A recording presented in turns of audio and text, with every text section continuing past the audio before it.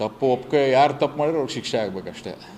ಅದರಲ್ಲಿ ಯಾವ ಎರಡು ಮಾತಿಲ್ಲ. ಅವರು ಅದರಲ್ಲಿ ಏನಾಗಿದೆ ಮುಂಚಿಂದನೂ ಹೇಳ್ತಾ ಇದ್ದಿದ್ದು ಅಷ್ಟೇ, ನಮ್ಮ ಸ್ನೇಹ ಡಿಫ್ರೆಂಟ್, ಆದರೆ ಲಾ ಮುಂದೆ ನಾವೇನು ಹೇಳೋಕ್ಕಾಗಲ್ಲ. ಇಲ್ಲ, ಏನೂ ಹೋಗಿಲ್ಲ ಸರ್, ಯಾವಾಗಲೂ. ಹಾಂ,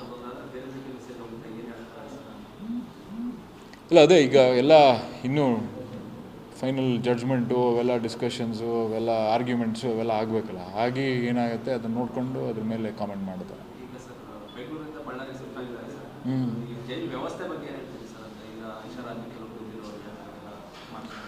ನಾನು ಫಸ್ಟ್ ಟೈಮ್ ಯಾವಾಗಲೂ ಜೈಲಿಗೆ ಹೋಗಿರಲಿಲ್ಲ. ಅವ್ರು ನೋಡೋಕ್ಕೆ ಹೋದಾಗ ನಾನು ಫಸ್ಟ್ ಟೈಮ್ ಜೈಲಿಗೆ ನೋಡಿದ್ದು.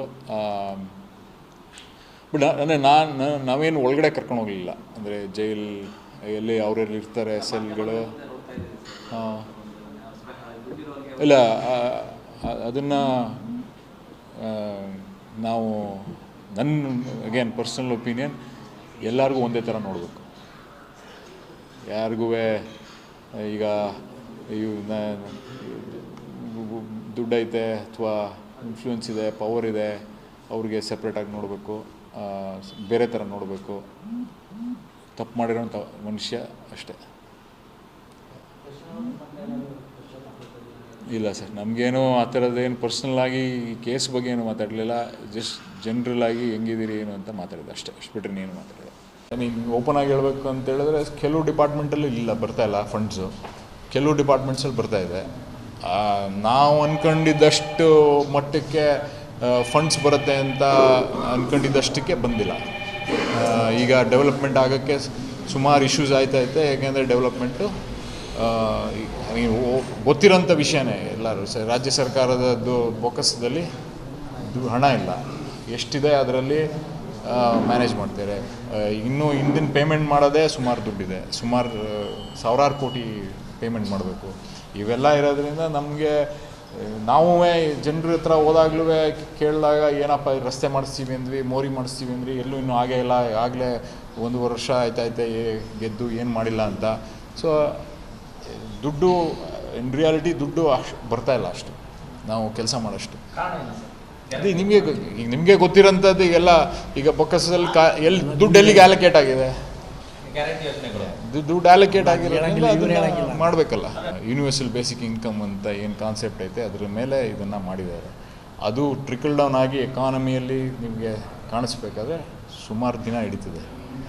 ಇವಾಗ ಒಂದು ವರ್ಷ ಅಂದ್ಕೊಳ್ಳಿ, ಯಾಕೆಂದರೆ ಎಲ್ಲ ಕಾರ್ಯರೂಪಕ್ಕೆ ತಂದು ಅದನ್ನು ಇಳಿದು ಅದನ್ನು ಅರ್ಥ ಮಾಡ್ಕೊಂಡು ಈಗ ಡೆವಲಪ್ಮೆಂಟ್ ಅಂದರೆ ಏನು ಅನ್ನೋದನ್ನು ನಾವು ಕ್ವೆಶ್ಚನ್ ಮಾಡಬೇಕಾಗಿದೆ. ಊಟ ತಿನ್ನೋ ಡೆವಲಪ್ಮೆಂಟಾ, 3 ಹೊತ್ತು ಎಲ್ಲರಿಗೂ ಅದಕ್ಕೆ ಫೋಕಸ್ ಮಾಡಬೇಕಾ ಅಥವಾ ರಸ್ತೆ ಇದನ್ನು ಮಾಡಬೇಕಾ ಅನ್ನೋದನ್ನ ಬಗ್ಗೆ ಆಗ್ತಾಯಿದೆ. ಇದೆಲ್ಲ ರೆಗ್ಯುಲರಾಗಿ ಚರ್ಚೆ ಆಗ್ತಾಯಿದೆ. ನಮಗೆ ಡೆವಲಪ್ಮೆಂಟ್ ಈಗ ಜನರು ನಾವೇನೇ ಮಾಡಿದರೂ ಫೋಕಸ್ ಮಾಡೋದು ಇನ್ಫ್ರಾಸ್ಟ್ರಕ್ಚರ್ ಡೆವಲಪ್ಮೆಂಟಿಗೆ. ಎಲ್ಲರೂ ದುಡ್ಡುಗಳನ್ನು ಕೇಳ್ತಾರೆ, ನಾವು ಕೊಡಲೇಬೇಕಾಯ್ತದೆ. ಏಕೆಂದರೆ ಆ ಸ್ಥಿತಿ ಅದು. ಈಗ ಮಳೆ ಬಂದಾಗ ಎಷ್ಟು ರಸ್ತೆಗಳ ಸಮಸ್ಯೆ ಇದೆ, ಚರಂಡಿಗಳದ್ದು ಇರೋ ಸಮಸ್ಯೆಗಳಿಂಥದ್ದು. ಅದಲ್ಲದೆ ಬೇರೆ ಎಲೆಕ್ಟ್ರಿಸಿಟಿಯಿಂದ ಹಿಡಿದು ಎಲ್ಲ ಬೇಸಿಕ್ ನೆಸೆಸಿಟೀಸ್ ಏನೈತೆ ಎಲ್ಲದರದ್ದು ಇಶ್ಯೂಸ್ ಇದೆ.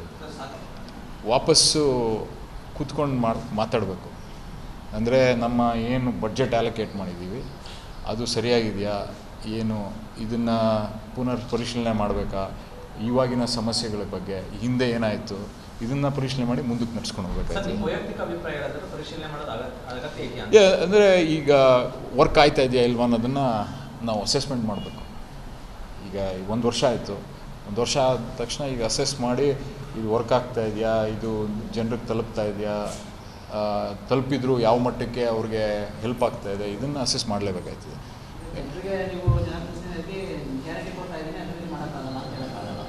ಹೇಳೋಕ್ಕಾಗೋದೇ ಇಲ್ಲ ಅದನ್ನು. ಯಾಕೆ ಅಂದರೆ ನಾವು ಡೆವಲಪ್ಮೆಂಟು ಮಾಡಲೇಬೇಕಾಗುತ್ತೆ. ಬಟ್ ಏನಂದರೆ ನಾನು ಫಸ್ಟ್ ಕ್ವೆಶ್ಚನ್ ನೀವು ಕೇಳಿದ್ರಿ ಎಲ್ಲಿ ಬರ್ತಾಯಿಲ್ಲ ಅಂತ, ಸ್ವಲ್ಪ ತಕ್ಕ ಮಟ್ಟಕ್ಕೆ ಬರ್ತಾಯಿದೆ ಅಷ್ಟೇ. ಎಲ್ಲ ಡಿಪಾರ್ಟ್ಮೆಂಟ್ಸಿಂದನೂ ಏನು ಬರ್ತಾಯಿದೆ. ದೊಡ್ಡದು ಸ್ವಲ್ಪ ಬರ್ತಾಯಿದೆ. ದೊಡ್ಡ ಡಿಪಾರ್ಟ್ಮೆಂಟ್ಗಳು ನೀರಾವರಿಯಲ್ಲಿ ಸುಮಾರು ಬಂದಿದೆ, ಈ PWDಯಲ್ಲಿ ಸುಮಾರು ಬಂದಿದೆ, ಇವೆಲ್ಲ ಬರ್ತಾಯಿದೆ. ಇನ್ನೂ ಹೆಚ್ಚಿನ ಅನುದಾನಗಳು ನಾವು ಕೇಳ್ತಾನೆ ಇದ್ದೀವಿ. ಅದನ್ನು ಅಷ್ಟು ಫಾಸ್ಟಾಗಿ ನಾವು ಎಕ್ಸಿಕ್ಯೂಟ್ ಮಾಡೋಕ್ಕೂ ಆಯ್ತಾ ಇಲ್ಲ. ಸರ್, ಜನ ಗ್ಯಾರಂಟಿ ಯೋಜನೆಗಳು ಒಪ್ಕೊತಾ ಇರೋದು ಹೋದಾಗ ಇಲ್ಲಾಂದ್ರೆ ಗ್ಯಾರಂಟಿ ಯೋಜನೆಗಳು ಅದರದೇ ಅಭಿವೃದ್ಧಿ ಕೇಳ್ತಾ ಇದ್ದಾರೆ ಅಲ್ಲ, ಎರಡು ಕಡೆನೂ ಎರಡೂ ಇದೆ. ಈಗ ಎರಡು ಕಡೆನೂ ಇರೋಂಥವ್ರು ಇದ್ದಾರೆ. ಈಗ ನಾವು ಎಷ್ಟೊಂದು ಜನ ಹೇಳೋರು ಇದು ನಮ್ಗೆ ವರ್ಕ್ ಆಗ್ತಾಯಿದೆ, ನಮಗೆ ನಮ್ಮ ಮನೆ ಎದುರುಗಡೆ ಮನೆಯವರೇ ಫಾರ್ ಎಕ್ಸಾಂಪಲ್ ಅವ್ರದ್ದು ಪೂರ್ತಿ ಜೀವನ ನಡೀತಾ ಇತ್ತು ಆರಾಮಾಗಿ. ಇನ್ನೊಂದು ಕಡೆ ಹೋದಾಗ ನಮಗೆ ಇದು ಬೇಡ, ನಮಗೆ ರಸ್ತೆಗಳು ನಮಗೆ ಡೆವಲಪ್ಮೆಂಟ್ ಮಾಡಿ ಅಂತಾರೆ. ಎಷ್ಟೊಂದು ಕಡೆ ನಾವೀಗ ಪಂಚಾಯತಿಯಲ್ಲಿ ಈ ಕಾರ್ಯಕ್ರಮ ಮಾಡ್ತಾಯಿದ್ದೀವಿ ಈ ಥರದ್ದು. ಅಲ್ಲೆಲ್ಲ ಎಷ್ಟೊಂದು ಜನ ಮಿಕ್ಸ್ಡ್ ರಿಯಾಕ್ಷನ್ ಏನು ಹೇಳ್ತಾರೆ ಅಂದರೆ, ಅಪ್ಪ ಇವೆಲ್ಲ ಮಾಡೋದು ಬೇಡ, ನಾವು ಫಸ್ಟ್ ಡೆವಲಪ್ಮೆಂಟ್ ಮಾಡೋಣ ಅಂತ ಒಂದಷ್ಟು ಜನ ಹೇಳ್ತಾರೆ. ಈಗ ನಾವು ಬೇರೆ ಬೇರೆ ಇಶ್ಯೂಸ್ ಇಟ್ಕೊಂಡು ಅವ್ರಿಗೆ ಕೆಲಸ ಮಾಡಿಕೊಡ್ಬೇಕು ಅನ್ನೋದಕ್ಕೆ ಎಲ್ಲ ಅಧಿಕಾರಿಗಳನ್ನ ಕರ್ಕೊಂಡು ಹೋಗ್ತಾ ಇದ್ದೀವಲ್ಲ, ಅದನ್ನು ಮಾಡ್ರಪಾಡ್ಗೆ ಅದು ಮಾಡಿ. ಆದರೆ ನೀವು ಮೋಸ್ಟ್ ಇಂಪಾರ್ಟೆಂಟ್ ಬೇಕಾಗಿರೋದು ಇನ್ಫ್ರಾಸ್ಟ್ರಕ್ಚರ್ ಏನು ಡೆವಲಪ್ ಮಾಡಬೇಕು, ಅದ್ರ ಬಗ್ಗೆ ಫೋಕಸ್ ಮಾಡಿ ಅಂತ.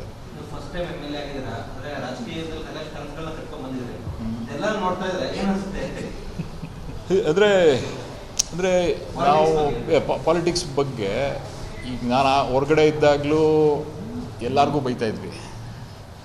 ಬಟ್ ನನಗೆ ಓಪನಾಗಿ ಮಾತಾಡಬೇಕು ಅಂದರೆ ಇದು ಪೂರ್ತಿ ಸಿಸ್ಟಮಲ್ಲಿ ಈಗ ನಡ್ಕೊಂಬಂದಿರೋಂಥದ್ದು. ನಾವು ಸಿಸ್ಟಮನ್ನೇ ಬಯೋಕ್ಕಾಗಲ್ಲ. ಏನಂದರೆ ನಾವು ಸಿಸ್ಟಮ್ಯಾಟಿಕ್ಕಾಗಿ ಎಲ್ಲೆಲ್ಲಿ ಬದಲಾವಣೆ ತರ್ಬೋದು ಅದ್ರ ಮೇಲೆ ಫೋಕಸ್ ಮಾಡಬೇಕಾಗ್ತದೆ. ಆಮೇಲೆ ನಾವು ಸಮಸ್ಯೆಗಳಿಗೆ ಒಂಥರ ತಾತ್ಕಾಲಿಕವಾದ ಪರಿಹಾರ ಕೊಡೋಕ್ಕೆ ಟ್ರೈ ಮಾಡ್ತೀವಿ ಸುಮಾರು ಸತಿ. ನನ್ನ ವೈಯಕ್ತಿಕವಾಗಿ ನೋಡಿರೋಂಥದ್ದು ನಿಮ್ಗೆ ಪರ್ಮನೆಂಟ್ ಸೊಲ್ಯೂಷನ್, ರೂಟ್ ಕಾಸ್ ಏನು ಅದನ್ನು ಕಂಡುಹಿಡ್ದು ಪರ್ಮನೆಂಟ್ ಸೊಲ್ಯೂಷನ್ ಯಾವ ಥರ ಅಪ್ಲೈ ಮಾಡಬೇಕು ಅನ್ನೋದ್ರದ್ದು ನಾವು ಮಾಡಿದ್ರೆ ಒಳ್ಳೆಯದು ಅಂತ ನನ್ನ ಅಭಿಪ್ರಾಯ. ಬಟ್ ಏನಂದರೆ ಕೊನೆಗೆ ಏನಾದರೂ ಒಂದು ಕೆಲಸ ಆದರೂ ಸರಿಗೆ ಮಾಡಬೇಕು, ಸರಿಗೆ ಮಾಡಿದಾಗ ಸ್ಯಾಟಿಸ್ಫ್ಯಾಕ್ಷನ್ ಸಿಗುತ್ತೆ. ಅಲ್ಲ, ಅವ್ರನ್ನ ಈಗಾಗಲೇ ಯಾರಾದರೂ ಪ್ರೊಫೆಸರ್ಗಳಿಗೆ ಹೇಳಿ ಯಾವುದು ಡೆಫಿನೆಟ್ಲಿ ಅದನ್ನು ಈಗ ಲಾಸ್ಟ್ ಸೆಷನಲ್ಲೂ ಅದನ್ನು ಹೇಳಬೇಕು ಅಂತಲೇ ಇದ್ದೆ. ಏನೇನಾಗ್ತಾಯಿದೆ ಅದರದ್ದು ಅಂಕಿಅಂಶಗಳು ತಗೊಳ್ಬೇಕಲ್ಲ ನಮಗೆ. ಎಷ್ಟು ಮಟ್ಟಿಗೆ ಯಾರ್ಯಾರಿಗೆ ತಲುಪಿದೆ, ಎಷ್ಟೆಷ್ಟು ಡೇಟಾನ ತಗೋಬೇಕು. ಈಗ ನಾವು ಎಷ್ಟು ನೀವು ಹೊಸ ಅಂಗಡಿಗಳನ್ನ ಓಪನ್ ಮಾಡಿದ್ರು, ಎಷ್ಟು ಜನ ಕೆಲಸನ ಮಾಡ್ತಿದ್ದಾರೆ, ಕೆಲಸ ಮಾಡ್ತಿಲ್ಲ, ಇದನ್ನೆಲ್ಲ ಎಷ್ಟು ಜನ ಅವ್ರ ಎಕನಾಮಿಕ್ ಕಂಡೀಷನ್ ಚೆನ್ನಾಗಾಗಿದೆ ನಮ್ಮ ಊರುಗಳಲ್ಲಿ, ಅದನ್ನೆಲ್ಲ ಅರ್ಥ ಮಾಡ್ಕೋಬೇಕಾಯ್ತು ನಾವು. ಅದಕ್ಕೆ ಒಂದು ಅದನ್ನು ಮಾಡಿದ್ರೆ ನಮ್ಗೆ ಗೊತ್ತಾಯ್ತದೆ ಇದನ್ನು ಯಾವುದನ್ನು ಟ್ವೀಕ್ ಮಾಡಬೇಕು ಅಂತ. ಮೆಷರ್ ಮಾಡದೇ ಇದ್ದರೆ ನಮಗೆ ಗೊತ್ತಾಗಿಲ್ಲ. ಕಂಟಿನ್ಯೂಸ್ ಆಗಿ ನಾವು ಅದನ್ನು ಅಸೆಸ್ ಮಾಡ್ತಾ ಹೋದರೆ ನಾವು ಸರಿಯಾಗಿ ದಾರಿಯಲ್ಲಿ ನಾವು ಹೋಗ್ಬೋದು ಅಂತ ನನ್ನ ಪರ್ಸ್ನಲ್ ಒಪಿನಿಯನ್. ಈಗ ಯಾವ್ದು ವರ್ಕ್ ಆಯ್ತೈತೆ, ಯಾವ್ದು ವರ್ಕ್ ಆಯ್ತಾ ಇಲ್ಲ, ಜನರು ಸರ್ವೆ ಮಾಡ್ತಾ ಇದ್ದೀವ, ಕಾನ್ಸ್ಟೆಂಟಾಗಿ ಅದನ್ನು ಸರ್ವೆ ಮಾಡ್ಕೊಂಡು ಮತ್ತು ಎಕನಾಮಿಕ್ ಕಂಡೀಷನ್ ಏನೈತೆ, ಸರಿ ಆಯ್ತಾ ಇಲ್ವಾ, ಅದು ಸರಿ ನಾವು ಮಾಡ್ತಿರೋದು ಅಲ್ಲಿಗೆ ತಲುಪ್ತಾ ಇದೆಯಾ, ತಲುಪಿದರೆ ಯಾವ ಥರ ಹೆಲ್ಪ್ ಆಯ್ತಾ ಇದ್ದರೆ ಹೆಂಗೆ ಎಕನಾಮಿಕಲಿ ಮೇಲಕ್ಕೆ ಬರ್ತಾವ್ರೆ ಜನರು, ಇದನ್ನು ನಾವು ಅರ್ಥ ಮಾಡ್ಕೊಂಡ್ರೆ ಒಳ್ಳೆಯದು ಅಂತ ನನ್ನ ಅನಿಸಿಕೆ.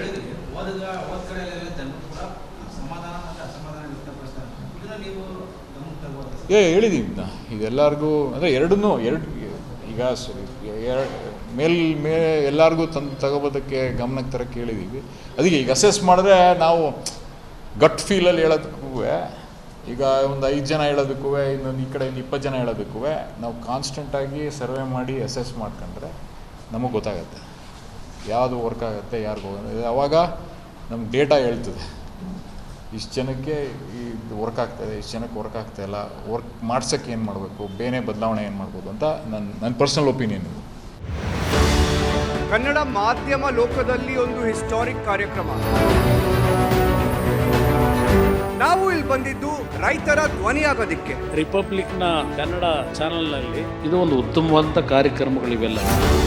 ಜನನು ಕೂಡ ಬೆಂಗಳೂರು ಕಡೆ ಬರ್ತಾ ಇದ್ದಾರೆ, ಕೆಲಸಕ್ಕೋಸ್ಕರ ಬರ್ತಾ ಇದ್ದಾರೆ. ಡಿ.ಕೆ. ಶಿವಕುಮಾರ್ ಅವರ ಕನಸಿನ ಕರ್ನಾಟಕ ಹೇಗಿರಬೇಕು? ನಾನು ಜನ ಬೆಂಗಳೂರಿನ ವಲಸೆ ಬರೋದನ್ನ ತಪ್ಪಿಸ್ಬೇಕು. ಸವಾಲನ್ನ ಸ್ವೀಕಾರ ಮಾಡಿದಾಗ ಯಶಸ್ಸನ್ನು ಕಾಣೋದಕ್ಕೆ ಸಾಧ್ಯ. ಧರ್ಮ ಅಂತಂದ್ರೆ ಕೇವಲ ಆಧ್ಯಾತ್ಮಿಕಕ್ಕೆ ಸೀಮಿತವಾದದ್ದಲ್ಲ. ಯಾವ ಸಮಿಟು ಇಲ್ಲ, ನಾನ್ ಸ್ಟಾಪ್ ಲೈವ್ ಮಾಡಿರೋದು.